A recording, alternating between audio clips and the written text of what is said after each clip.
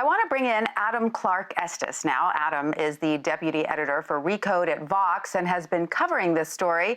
Welcome, Adam. Thank you so much for being with us. First off, why has the meat industry specifically been hit so hard by the coronavirus? Well, the meat industry, the supply chain comes up to a bottleneck where the meatpacking plants are, where the meat is processed and sent to grocery stores and restaurants. And in these meatpacking plants, they're very high-risk environments for workers. These plants have been hit maybe the hardest by the outbreak, along with nursing homes and prisons. And so a lot of the workers are getting sick.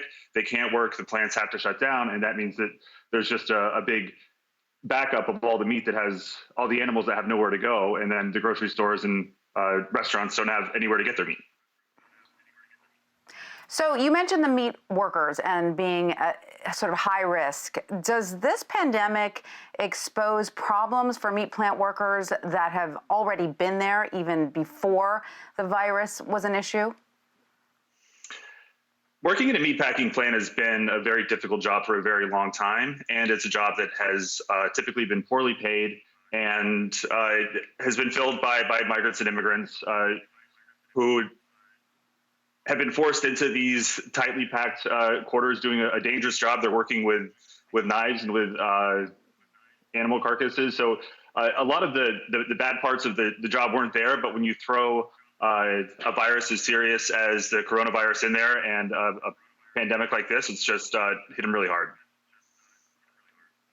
And Adam, now that production has been interrupted, you report that farmers are euthanizing millions of their animals. Why are they having to resort to killing their livestock, and how is this affecting their bottom line? Well, it goes back to that bottleneck. Once the plants close down, there's nowhere to send the animals, and the animals can't just wait on the farm. Then the farmers have to keep feeding them, which is expensive, and then they're not the right weight for slaughter. The whole process is very industrialized, so if anything goes wrong, the animals tend to suffer. In this case, it's cheaper for the farmers to actually just kill the animals and put them in a mass grave than it would be for them to try to find another place for them to go. And so in the long term, you have farmers losing money, you have animals dying. And, it's not like you kill a herd of cattle and you can have a new herd ready in a week. It takes, sometimes 2 years to get a cow up to the weight that it needs to be slaughtered. So we could be dealing with the impact of this for quite a while.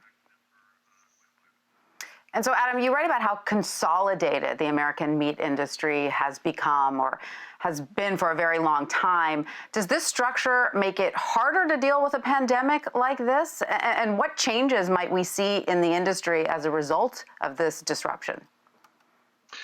It's hard to say what changes we might see. Again, it's been well over a century. This model kind of goes back to the early 20th century when Upton Sinclair wrote The Jungle, and the same companies featured in that book are still the companies controlling the meat industry. What we could see is technology might jump in to help.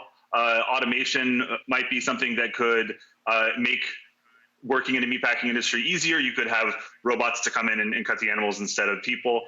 But it's really hard to say. Again, it's an industry controlled by a small number of people, and it's very streamlined. And if anything goes wrong, then as we've seen, the impact on the farmers, the workers, and the companies themselves, not to mention the animals, is really rough. And how deep do you see this disruption becoming? Do you think that we will see in the American meat industry a deep delay, a rise in food prices? How would you describe what we're going to experience for the next, several months to years? From what I've been told from the experts that I've talked to is that we're not going to run out of meat. You might notice that some things are missing in your grocery store. It made news last week that Wendy's wasn't going to have hamburgers anymore, which is part of what got me to write this story.